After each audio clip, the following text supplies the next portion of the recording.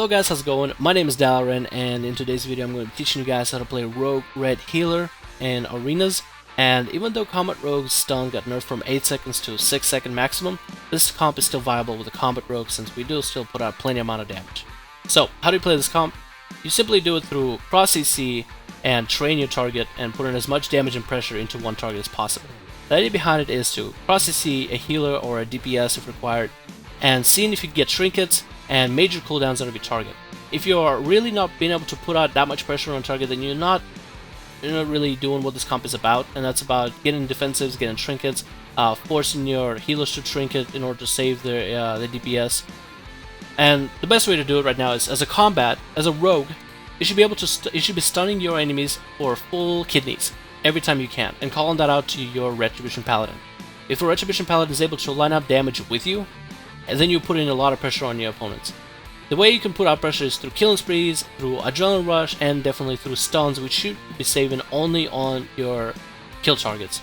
That's your kidneys that you should be saving. If you do really need to peel for your Retribution Paladin or your healer, you should be vanishing and cheap shotting your targets. If you're running Glyph of Disappearance, then your vanish is only 1 minute cooldown, so you should have it available almost all the time. Otherwise, you need to save your gouges for your healers in order to put that much more pressure on them. If they start to cast and you cannot kick it, you can gouge them right in the face, and you will completely nullify any amount of healing they can do, as long as it's not an insta-cast.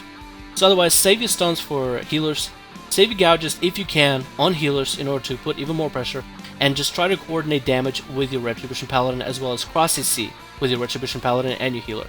A Retribution Paladin brings a lot to the table because it's hard to be counter-pressured when you have a Retribution Paladin on your team in this kind of comp. With a Combat Rogue, or I guess any rogue, putting as much pressure as possible through damage, a Retribution Paladin can either put out damage, or they can get healers out of sticky situations, such as using Hand of Freedom, Hand of Sacrifice, and Bops in order to dispel any crowd control abilities off of your healer. Otherwise, they also have a major amount of burst damage and decent healing whenever your healer is incapable of healing, making them a really good support class, as they're able to bring a little bit of damage whenever you have damage, a little bit of healing when you don't have healing, and they're able to support the healer whenever healer is in a really bad and tough situation. Otherwise, your healer should be using their crowd control abilities in order to help cross CC. And it depends on what healer you choose. Some of the better options for healers would be a Disc Priest and a Resto Druid, because Resto Druids can pre-hot any kind of burst and then go cloning and stunning targets whenever needed. And a Disc Priest will be great because just of the amount of sheer healing power that they have, as well as the silence and the fear capabilities that you can pull together in a team. It all takes about some practice and some coordination and some synergy and some teamwork. But otherwise, hope you guys enjoy playing this comp. If you do want to try it out, I had a ton of fun playing this comp, even before the nerf to 6 second stun, and even afterwards. Hopefully you guys enjoy this video. My name is Dalaran, and I'll see you guys in the next one.